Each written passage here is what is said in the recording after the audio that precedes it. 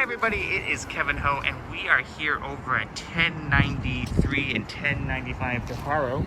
This is a new listing from our colleague Joseph over at Vanguard. It's a 2-unit building, circa 1961, and there are 2 units. The whole building is about 1,800 or 1,900 square feet. We're going to see both of those units now. It's very mid-century. We're going to start with the top unit and go down to the bottom unit too. Forgive me, I don't have my gimbal today, so it'll be a little more shaky. But here's the first unit. Why are they calling it number 5? I'm not sure why. And then we're gonna go up here to the top unit, which is really pretty as well. Rental building, tenants left voluntarily, and there is some freeway noises from here, but once you come in,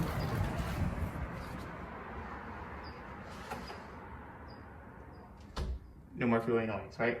So the building we measured, these are about 8-foot tall ceilings, and let's go in here. First thing you'll see is a very pink bathroom. Very vintage, pink everything. You've got your shower, you got your tub, your sink, and just for good measure, your shower back here. You've got this block glass that's kind of nice, and then over here, you've got laundry and a light well. Pay attention to that light well. We'll see it in just a little bit too. Coming over here, you'll see that there's a nice kitchen. Again, very 60s. Nice skylight above that you can open. And this looks out over, so you have a skylight there, and this looks out over that light well. They, kept it in really good shape. There is a nice sink, double pane windows there. It's an electric oven, electric stove right now. Ooh, that is very vintage. And take a look here. The most important part, probably, the view. So you can see over there, that is Noe Valley, into Glen Park, Diamond Heights, Twin Peaks. And you look down south towards San Bruno, I guess. And your neighbors are here, of course. But I do love this view, it's quite nice. And that's Potrero Hill over there. Twin Peaks over there as well. And yeah, your neighbors. So this space here is 19 to 20 feet wide. So you've got a good amount of space. I think you have a little closet here. Let's see. Yep, little closet. Ooh, face masks, of course. Welcome to PPE and real estate in a time of COVID. Back here now, you've got the 2 bedrooms. You've got the laundry here, the entrance there, and you've got 2 bedrooms here.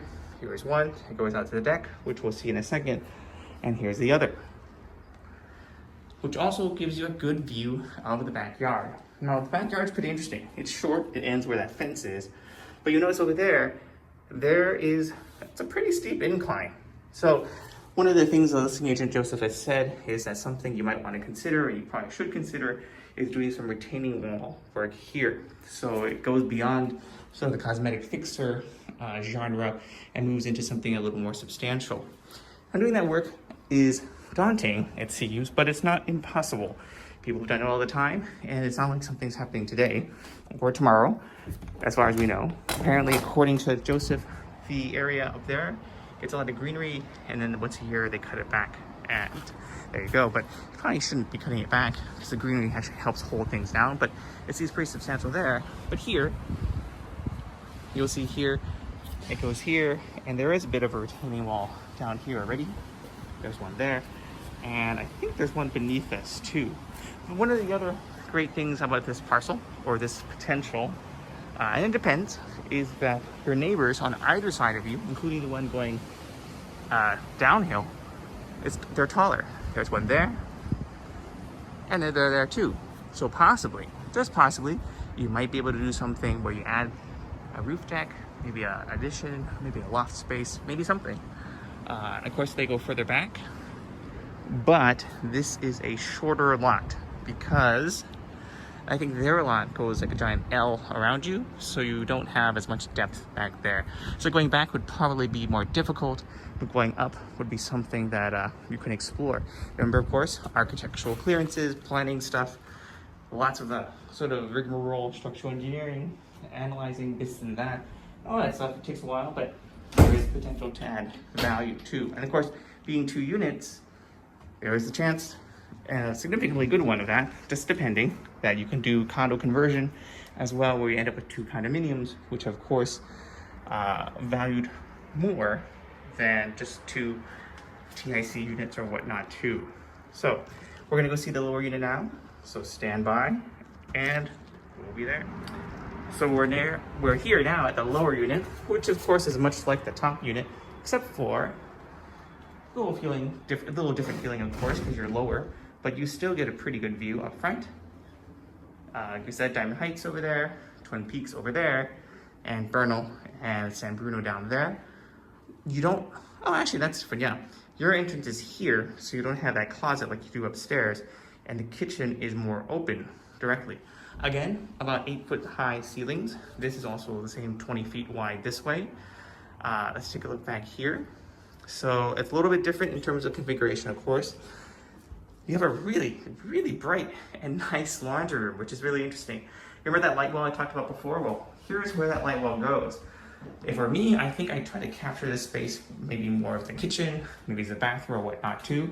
You've got laundry units here, probably do a stacker, do something different. Of course, oh, that's probably a no-no. You probably shouldn't be doing venting inside, but you know, it's something you can change and you probably should change. Over here, instead of the pink bathroom, you have this sort of brownish tan.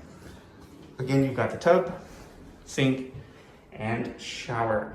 It's easy to split this up, where you have 1.5 baths pretty easily. But you could do, you know, it would be good. Or you could do an ensuite one. Now, this is the closet. It's actually a pretty substantial closet. So enough room to do a walk-in or a bathroom or another type of reconfiguration here. And then here is your back bedroom, at least one of them. There's this here. This is an interesting sort of thing, which I'll tell you about in a second. But remember, this is the downstairs from where we were before. A little dark, but not too bad. You could do some French doors or something. So you could do some French doors or something going out here, but we're not, you know, you can figure out what you want to do. Over here, again, there's the hallway going down, and then over here is the other room back here as well. So like I said, there is something interesting out here. So let's take a look. Good to see there's some retaining wall stuff here, and there's some concrete there. So oops, sorry about that. So they've done it. Now this is a really big thing of just dirt. Remember downstairs, oh, you'll see downstairs in the garage, it's the same thing too. This comes up or comes down from the deck upstairs, and it goes under here, and it's sort of this giant thing of dirt, and it's pretty substantial. Not quite sure why they did that, but again, if you or when you do your evaluation of what you should do with this area or whatnot, I'm sure this part will be part of that evaluation as well. So let's go back in, take a little quick jaunt around, and then we will go downstairs to the garage. It's great you have 2 car parking side by side. You get your individual garage doors, which is nice. Not only is it nicer just in general, but you know, structurally it's also better not to have that span run with a giant, just one garage door. In fact, San Francisco changed their building codes not to allow ultra wide garage doors, but rather in favor of smaller garage doors for each car, each vehicle. That is if you can even get a garage, mind you. That is so vintage, look at that. And then here we go. So really aggressively priced, $1093, $1095 to Haro. Let's go downstairs and take a look at the garage. So we're inside the garage. Actually, there are 2 garages here. They're side by side. And you'll note that there are, well, it's a 1960s building. And you'll note there's a lot of concrete here. They did a good job, I guess. You know, look at that. It's a pretty substantial foundation. The space from the front to about here is about 18 feet. And this garage here on this side, the left one, has a ceiling height of about 9 feet. Now the interesting thing here is this goes out to the backyard, which is pretty cool. And this huge area, let's see over here, is just dirt, concrete, or something. Maybe there's bedrock, maybe there's some retaining wall or something like that. It's about 20 feet from here to there, or 21 odd feet or thereabouts. Take a look here. Here's your main stack, cast iron, which is what it's supposed to be. And you've got your 2 water heaters here and your twin furnaces, forced air down here as well. And then you've got the second garage space, that's our happy listing agent, and you've got the second garage space on the right. And again, take a look at that wall. Pretty substantial, lots of concrete, lots of stair stepping too. It's really nice back here because you have the ability to do some of that excavating work or retaining wall work in the backyard without people going through your house, because you have this entrance straight back there. That's always a good thing to see. The nice thing too is that these are gas-fired furnaces. So if you wanted to upgrade your kitchens to gas, you probably could, just depending if you have enough capacity coming in. There's your water supply over there. It's copper. It looks to be substantial, like about 1 inch thereabouts in diameter. So that's also good here. And over here, you've got your 2 power meters, which are also good too. And then you got your old school, gosh, these are really old school power boxes. So you're probably gonna have to update that over time. And it's kind of cool here. You see this lighting permission to builder, and sewer installation. How exciting. And these, I think there was one in 1961, and again in 19, is this one 60? Oh, that's 61. Well, anyways, this is a really cool property, like we said. I guess that bus goes here. Over there, of course, is Potrero, and down over here is the other part of Potrero. And like we said before, you've got just a cool neighbor over there, and you've just got a lot of potential, but you've already got a lot of stuff, little attributes here as well. So it's 1093 to 1095 to Haro.